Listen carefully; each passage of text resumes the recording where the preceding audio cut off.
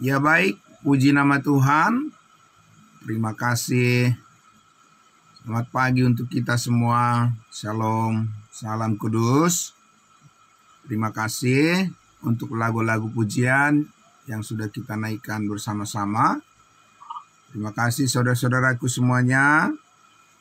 Baiklah, mengawali Zoom ibadah kita pada hari pertama minggu ini, hari Senin tanggal 7 bulan Juli 2025. Mari saudaraku, kembali kita tundukkan hati kita. Mari kita berdoa. Allah Bapa di dalam surga, terima kasih Tuhan. Kami akan terus bersyukur karena kami percaya bukan karena kekuatan kami dapat menjalani hidup kami ini, tetapi karena kami memandang salib Yesus Kristus Tuhan kami, yang menjadi pusat kebenaran kami, dan kami bersyukur karena termotivasi hidup kami oleh karena anugerah-Mu yang tercurah dalam kehidupan kami semua. Dan terima kasih Tuhan mengaruniakan kepada kami program Tuhan yang baru, untuk kami dapat melihat dan memahami, mengalami segala berkat rohani yang Tuhan sediakan bagi kami. Terima kasih, yang terbaik itulah yang Tuhan sediakan bagi kami setiap anak-anak-Mu.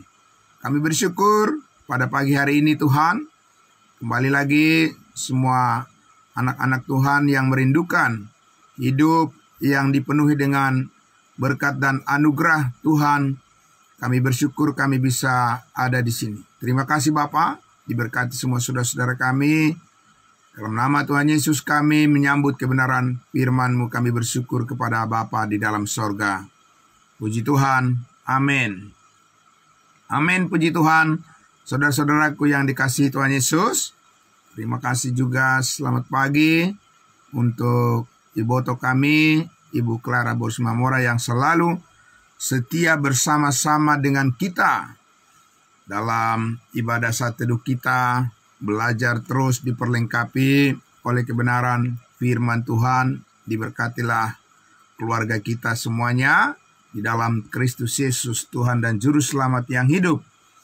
Baiklah, Bapak Ibu Saudaraku, mari kita kembali lagi bersama-sama akan melihat lagi ya gambaran tentang kehidupan surgawi kita di dalam Yesus Kristus berdasarkan kitab Efesus. Nah, saudaraku, beberapa hari yang lalu kita sudah melihat bahwa ada standar sistem operasional pelayanan yang dilakukan oleh Allah dalam dua program yang berbeda. Amin. Yang pertama adalah program Allah untuk kerajaannya di bumi, yaitu melalui bangsa pilihan, yaitu bangsa Israel. Yang kedua adalah standar operasional pelayanan yang dilakukan oleh Allah kepada kita bangsa-bangsa lain di luar daripada Israel. Nah, saudaraku yang dikasihi Tuhan Yesus, kita terus bergerak memahami kehendak Allah berdasarkan program Allah. Amin. Jadi bukan berdasarkan program kita manusia, tapi berdasarkan rancangan Tuhan. Dan itu sudah pasti jauh akan lebih berhasil dan menyenangkan, berkenan kepada Tuhan kita. Dan oleh karena itu saudara-saudara, kita semua akan terus diyakinkan oleh firman Tuhan. Amin. Karena posisi kita, panggilan sorgawi ini adalah posisi yang paling tepat.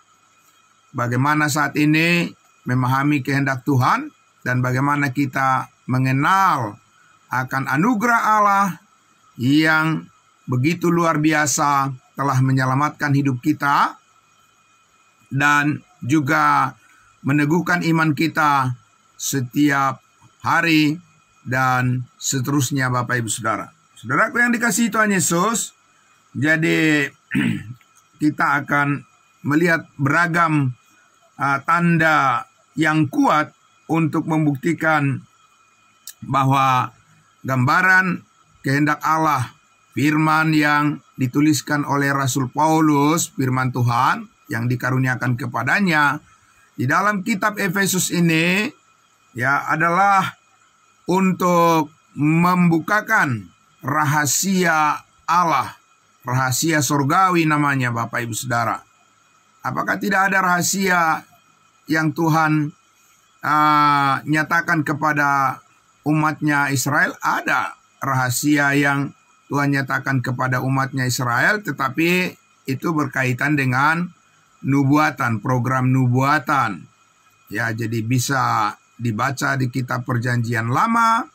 Ya, semua rancangan Tuhan berkaitan dengan programnya di bumi. Ya.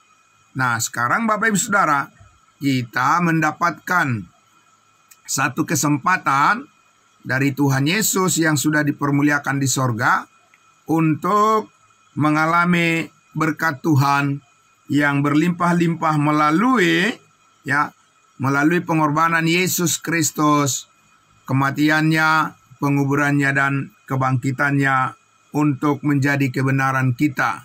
Ya, kita mempunyai kebenaran sekarang, Bapak Ibu Saudara, tetapi bukan kebenaran yang kita usahakan. Amin.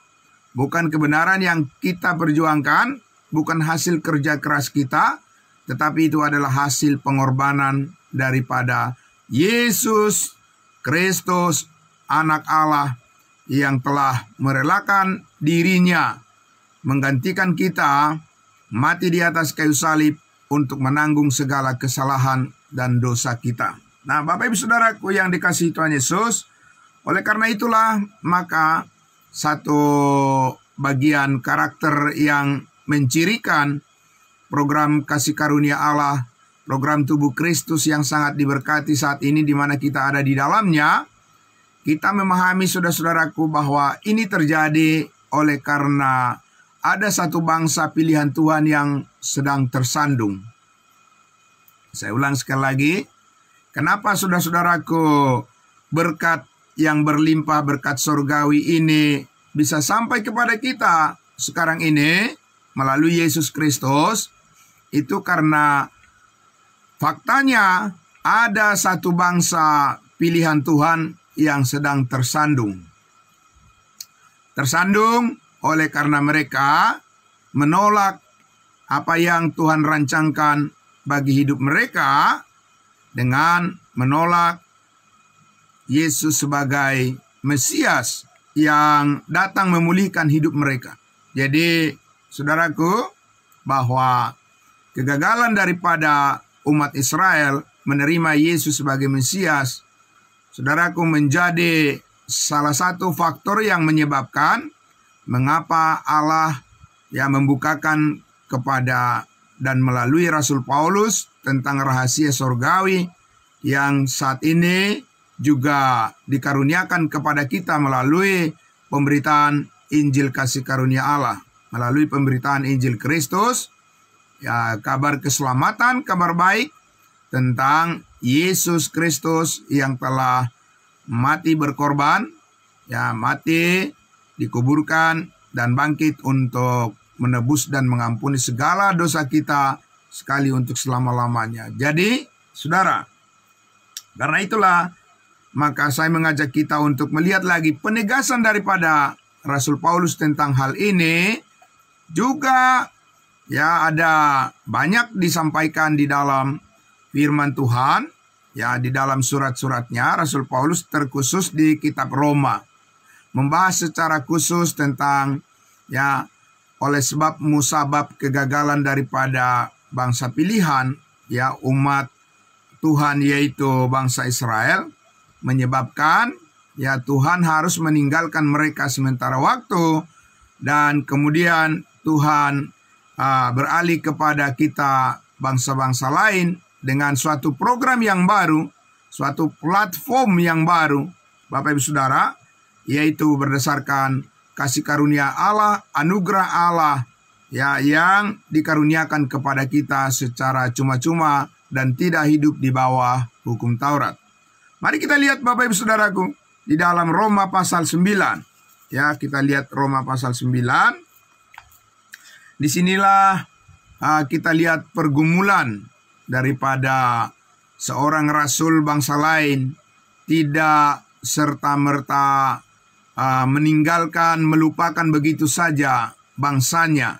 Ya, ketika Rasul Paulus memang sudah ditetapkan oleh Tuhan Yesus untuk membawa berita keselamatan hidup yang kekal, kabar baik kepada bangsa-bangsa lain, itu tidak berarti bahwa Paulus tidak mengasihi orang-orang yang sebangsa dengan dia, yaitu bangsa Israel, tetapi dia juga tetap berdoa untuk mereka supaya di masa program Allah, anugerah kasih karunia Allah yang sedang berlangsung saat ini juga berlaku bagi semua orang, ya, termasuk juga bagi bangsa Israel, tetapi dengan posisi yang sama dengan bangsa lain. Tidak lagi bangsa Israel itu dianggap sebagai kepala, ya, dan bangsa lain sebagai ekor, tetapi equal, ya, menjadi sama, ya, di hadapan Tuhan. Tidak ada perbedaan,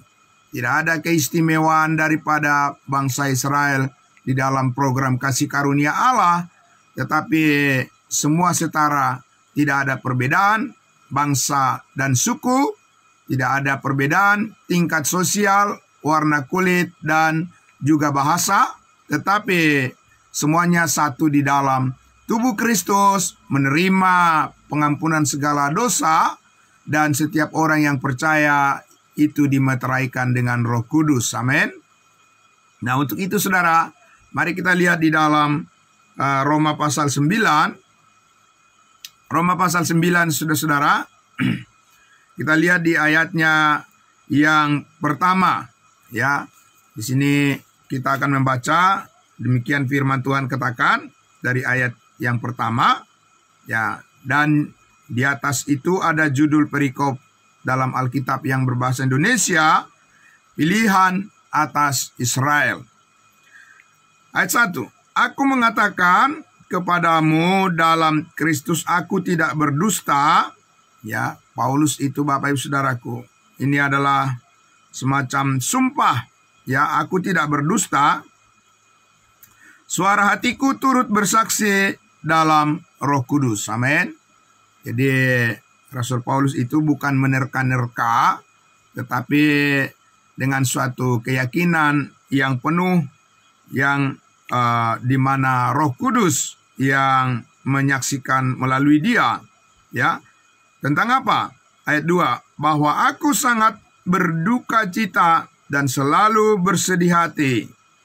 Bahkan aku mau terkutuk dan terpisah dari Kristus demi saudara-saudaraku, kaum sebangsaku secara jasmani. Jadi saudaraku, persaudaraan itu ada dua jalur. Satu persaudaraan jasmani, satu lagi persaudaraan rohani. Amin. Dan di dalam Yesus Kristus kita lebih terikat kepada persaudaraan secara rohani. Amin. Karena itulah persaudaraan yang tidak bisa dipisahkan untuk selama-lamanya. Dan persaudaraan kita secara rohani itulah yang mengikat kita di dalam kasih yang sempurna. Amin. Nah, tapi saudaraku, di sini kita lihat bahwa Rasul Paulus ini, ya, walaupun saudara-saudara sebangsanya, yaitu bangsa Israel, karena Paulus itu adalah, ya, keturunan daripada Abraham, Ishak, dan Yakub. Dia salah satu keturunan dari suku Israel, dari suku Benjamin. Maka dia mengatakan kaum sebangsaku secara jasmani. Nah, saudaraku, dia berbicara tentang orang-orang Israel, ya, bahwa dikatakan di ayatnya yang keempat, sebab mereka adalah orang Israel, mereka telah diangkat menjadi anak, dan mereka telah menerima kemuliaan dan perjanjian-perjanjian dan hukum Taurat dan ibadah dan janji-janji. Bapak Ibu Saudaraku yang dikasihi Tuhan Yesus, ini sangat menarik karena di sini Rasul Paulus, saudaraku, menguraikan tentang posisi daripada bangsanya, bangsa Israel itu, dulu dikatakan mereka telah diangkat menjadi anak secara bangsa karena perjanjian Allah dengan nenek moyang mereka, yaitu Abraham, Ishak, dan Yakub. Jadi Bapak Ibu Saudaraku, kalau kita bisa membaca di kitab Matius, di Matius 15, nggak salah, di Matius 15 dikatakan ketika Tuhan Yesus berbicara kepada perempuan Kanaan yang minta pertolongan anaknya disembuhkan, Yesus mengatakan, biarlah kenyang lebih dahulu anak, barulah dikatakan akan diberikan roti itu kepada anjing-anjing, kepada bangsa-bangsa di luar Israel. Jadi secara bangsa Israel itu sudah diangkat menjadi anak Tuhan.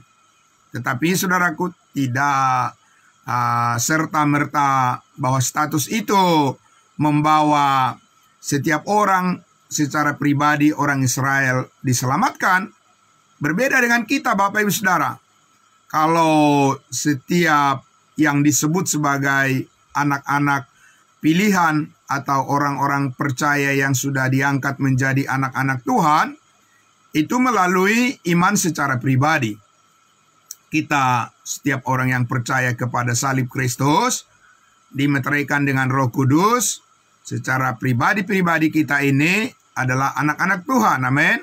Dan itu sudah dengan sendirinya bahwa kita memperoleh bagian dalam hidup yang kekal bersama dengan Kristus untuk selama-lamanya. Tetapi kepada bangsa Israel, mereka diangkat secara bangsa sebagai anak, tidak otomatis atau tidak serta-merta bahwa mereka semuanya sudah pasti diselamatkan.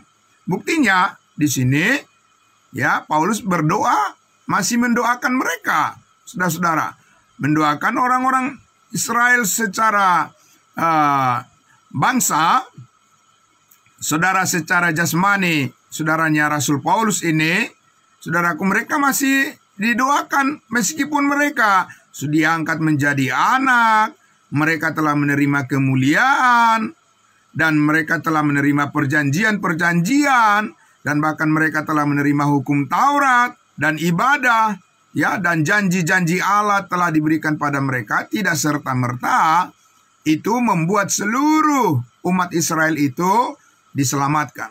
Karena apa Bapak Ibu Saudara?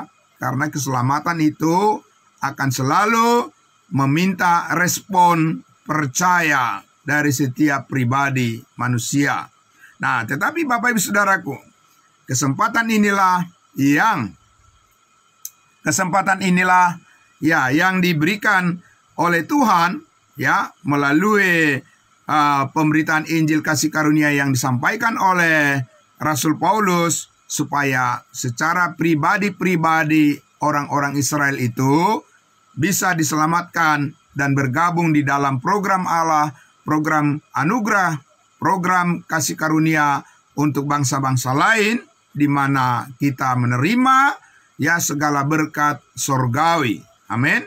Nah, saudaraku yang dikasihi Tuhan Yesus, jadi itu artinya apa? Bahwa Paulus menyatakan bahwa bangsanya itu, bangsa Israel itu yang disebut sebagai anak, di mana Yesus mengatakan kepada perempuan Kanaan itu, biarlah anak-anak kenyang lebih dahulu, supaya lalu dikatakan barulah Tuhan akan membawa roti janji itu, keselamatan kepada bangsa-bangsa lain melalui bangsa Yahudi. Jadi itu yang kita lihat kemarin, saudara, prosedur daripada operasional pelayanan program Allah melalui bangsa Israel. Mulai dari mana?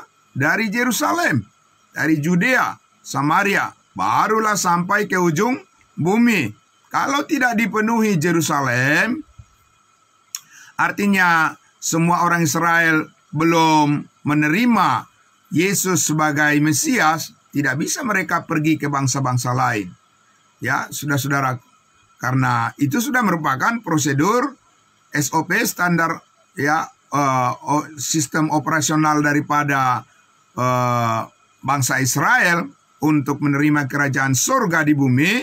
Mereka harus dipastikan mulai dari kota Yerusalem semua sudah menyambut Mesias, barulah nanti ya mereka akan membawa berita keselamatan yaitu melalui pemberitaan Injil Kerajaan kepada bangsa-bangsa lain. Tapi, saudaraku, justru hal yang sebaliknya lah yang terjadi. Maka di sini kita lihat, ya, Rasul Paulus, Bapak Ibu Saudara, mendoakan saudara-saudaranya supaya apa? Supaya mereka mau mendengarkan berita kabar baik yang disampaikan oleh Rasul Paulus tentang salib Kristus. Ya, karena Tuhan tetap mengasihi semua orang, tetapi sudah dalam posisi di mana tidak ada perbedaan. Nah, saudaraku, mereka orang Israel itu menyia-nyiakan kesempatan yang diberikan oleh Tuhan. Ya, dan sama seperti sekarang ini juga begitu banyak orang yang menyia-nyiakan kesempatan, saudaraku, ya, di mana Tuhan memanggil semua orang untuk menjadi orang yang diselamatkan dan datang kepada pengetahuan akan kebenaran. Tapi banyak orang yang bermain-main dengan hal itu, mengabaikan itu, panggilan Tuhan, panggilan surgawi. Tetapi saudara-saudaraku yang dikasihi Tuhan Yesus, hidup itu adalah pilihan. Ya, semua orang harus memilih bagi dirinya sendiri setelah Tuhan mengumandangkan, ya, setelah Allah memberitakan, ya, berita kabar baik melalui Rasul Paulus kepada semua orang. Saudara-saudaraku, semua orang bisa memilih bagi dirinya apakah percaya atau tidak.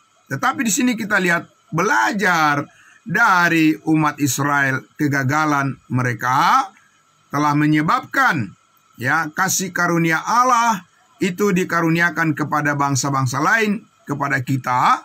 Maka dikatakan di ayatnya yang kelima itu, mereka adalah keturunan bapa-bapa leluhur yang menurunkan Mesias dalam keadaannya sebagai manusia yang ada di atas segala sesuatu.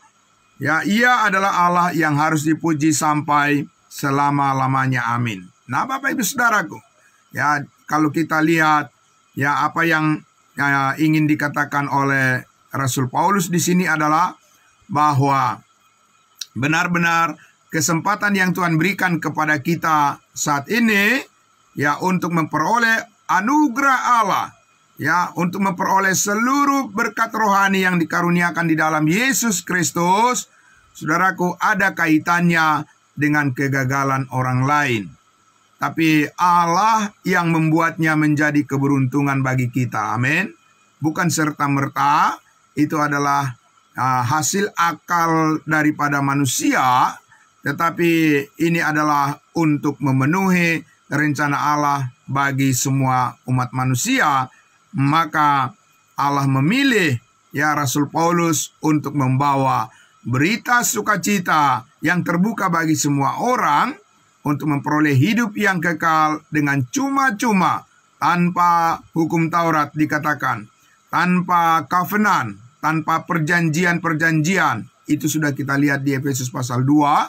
Saudaraku, tetapi oleh salib Kristus, oleh darah Kristus, kita sekarang yang dulu kita adalah jauh dari rencana Allah, sekarang kita sudah begitu dekat dan dekat dengan Tuhan, ya, dengan Allah Bapa dan Yesus Kristus dan Allah Roh Kudus. Sekarang kita menyatu dengan kehidupan Tuhan. Amin. Kehidupan yang kekal.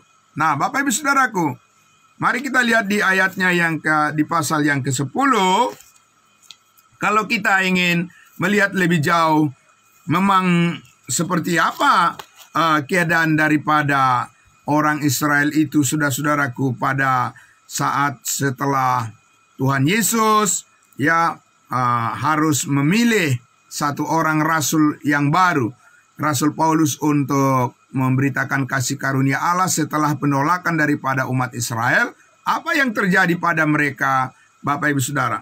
Kita lihat di ayatnya yang pertama, Roma pasal 10 ya.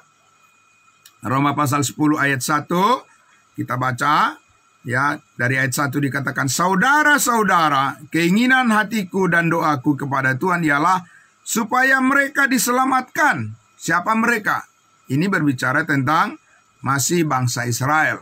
Ya, Roma pasal 9, pasal 10 dan pasal 11 ini, saudara-saudara, berbicara tentang keadaan daripada orang Israel yang sedang jatuh.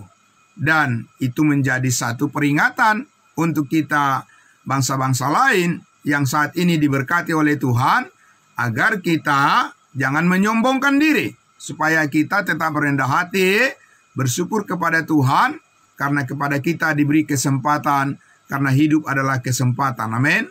Bapak Ibu Saudara, kesempatan untuk belajar memahami kehendak Allah, kehendak Kristus, berdasarkan kasih karunia-Nya yang dilimpahkan kepada kita melalui iman kepada Yesus Kristus. Jadi Paulus katakan, saudaraku, ya, mendoakan saudara-saudaranya sebangsa dan setanah air, bangsa Israel. Sebab apa? Ayat 2.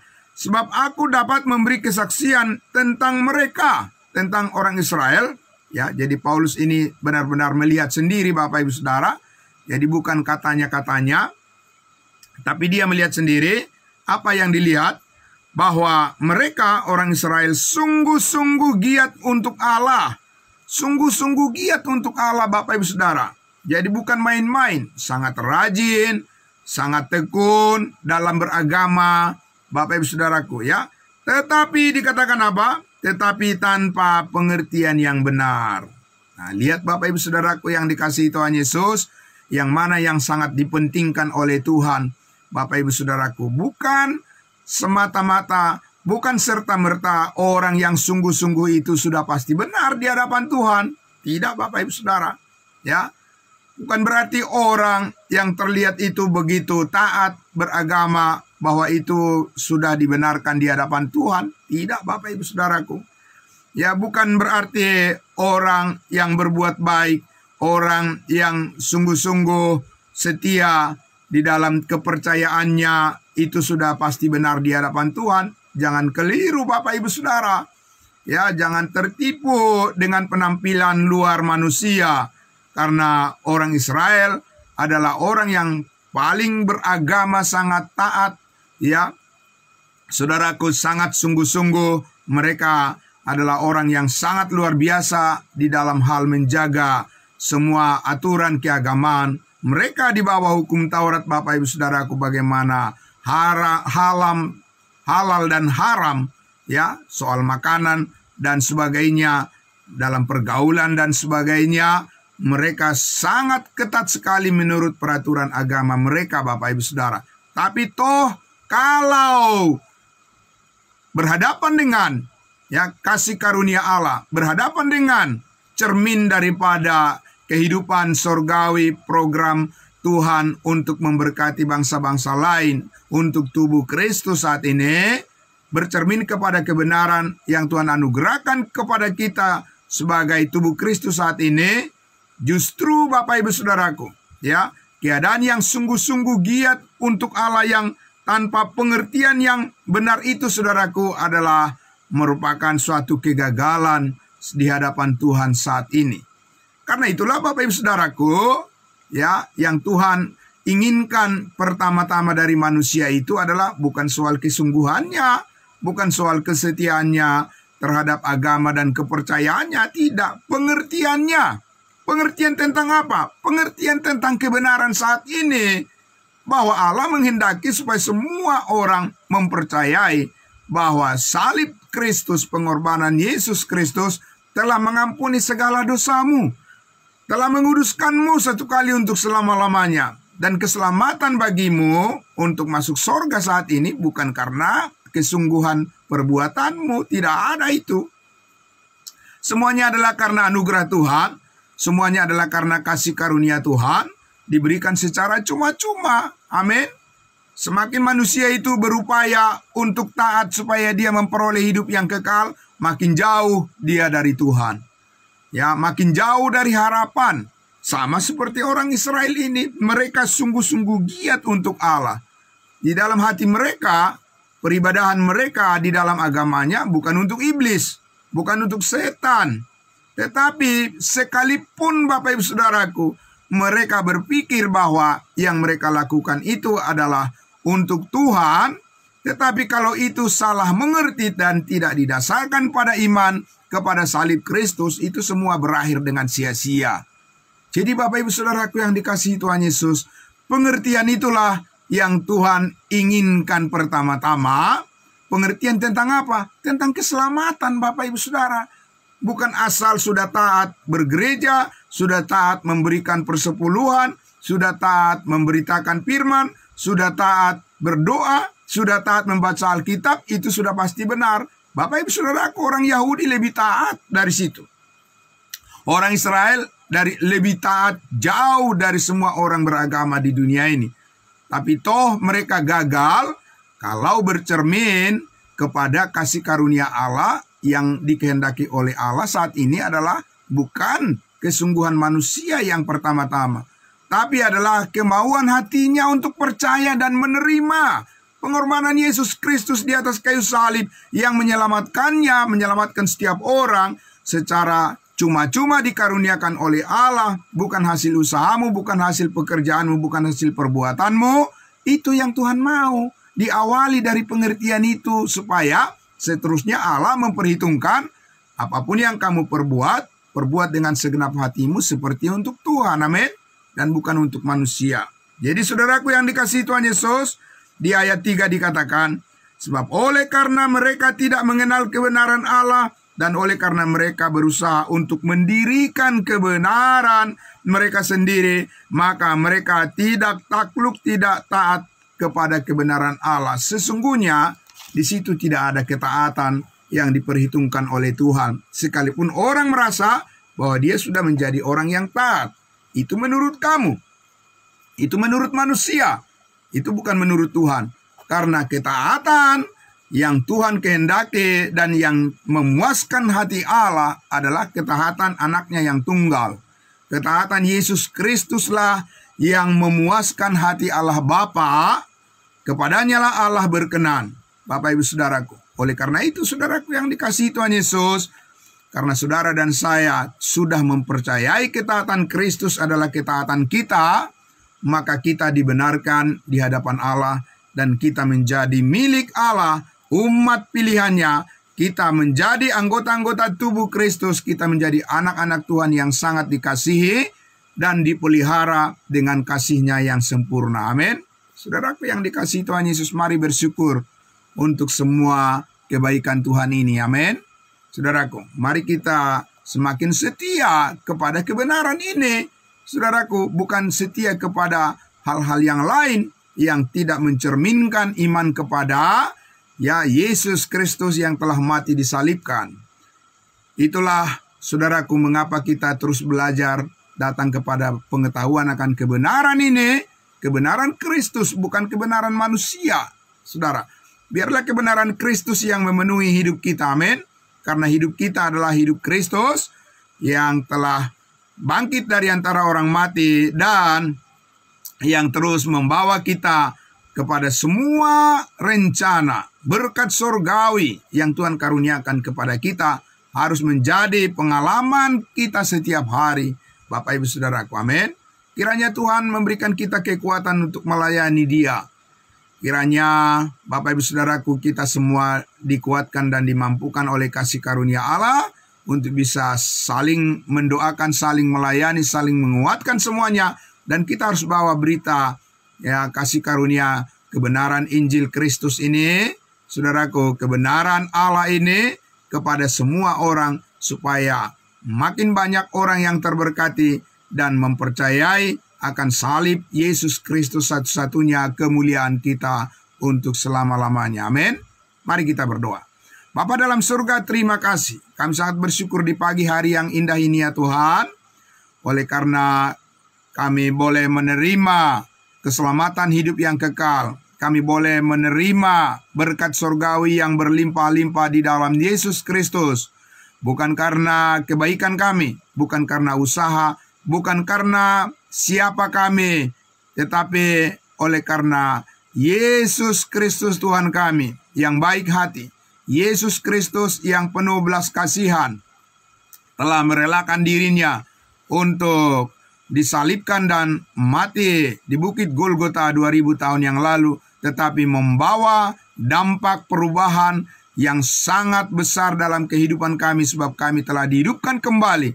Yang dahulu kami mati, tapi sekarang kami hidup dalam hidup yang baru, hidup bersama dengan Yesus Kristus yang terus memampukan kami untuk mewarisi segala berkat surgawi yang telah Tuhan karuniakan di dalam Kristus Yesus Tuhan kami. Terima kasih Bapa di dalam surga, diberkati semua saudara-saudara kami di pagi hari ini yang sudah berkenan bergabung.